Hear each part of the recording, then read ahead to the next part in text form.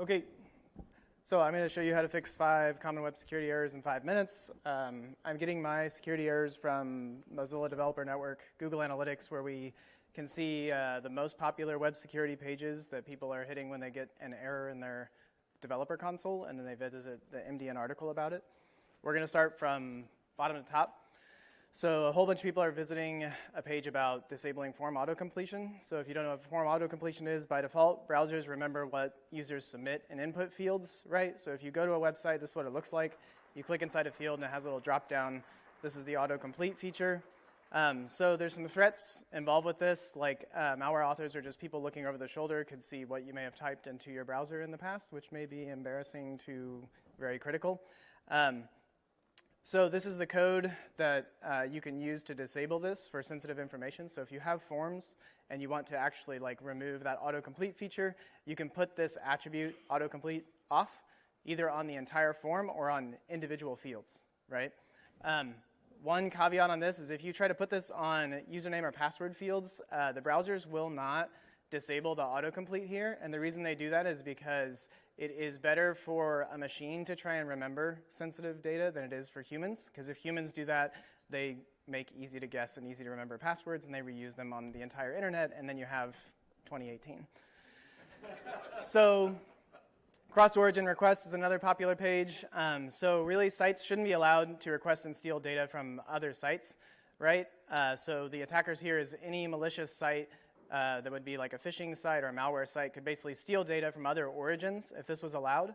So this is theoretical code. It wouldn't actually work, but if you're sitting on evilcorp.com, sorry, the red, you can't see. It's there to be scary. So if it tried to open, say, an AJAX request to bankofamerica.com and grab some data out of bankofamerica.com, that would be bad. So browsers actually enforce what's called the same origin policy. That's what this article is about.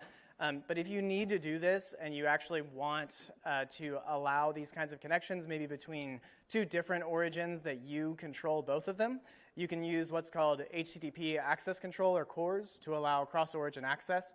The way you do this is that on the serving site, which is in the box, you would serve your traffic with an HTTP header that says access control allow origin from this other origin, so slideshare.net.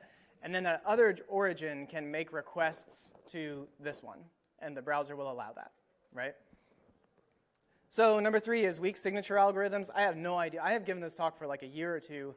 Who is still using these really bad CA providers that are using weak signature algorithms?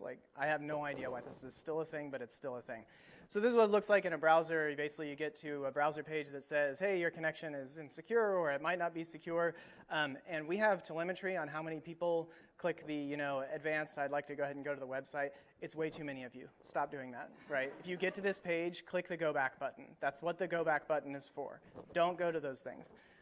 So the problem with weak signature algorithms is that malicious hosts could basically try to generate a certificate for a domain that they don't control, and then they could get basically the little padlock to show up in your browser like they're actually running that site, but they're not. So fixing this problem is the same as fixing the next problem, which is insecure password transmission. This is what it looks like inside of a browser now. So it says, in the padlock says the connection is not secure, and then in the console it specifically says there are password fields present on an insecure page. You shouldn't do that. Inside of Firefox now, if you click into a password field on one of these pages, we try to make it even more upfront and in your face. Do not type a password right now. Stop typing. We should probably just have something that melts your keyboard when you click in this thing, but we can't do that, so we have to settle for this. This is code that would trigger it. If you're on this top domain is an HTTP, so it's not secure, and then you have an input type of password that causes that. If you change that top one to HTTPS, but if your form action submission goes insecure and there's a type password, that's still a problem. If you're on an insecure page and you're submitting the form to HTTPS, oh crap, we're going to run out of time. Then that's still bad because I can keystroke you and steal all your passwords, so that's bad. Okay, mixed content. Don't use insecure content on secure pages. HTTPS, all the things. So I tricked you. This is a talk about Let's Encrypt. How many people have heard of Let's Encrypt? How many people use Let's Encrypt? How many people donate to Let's Encrypt? Monsters. That's the end of my talk, I guess.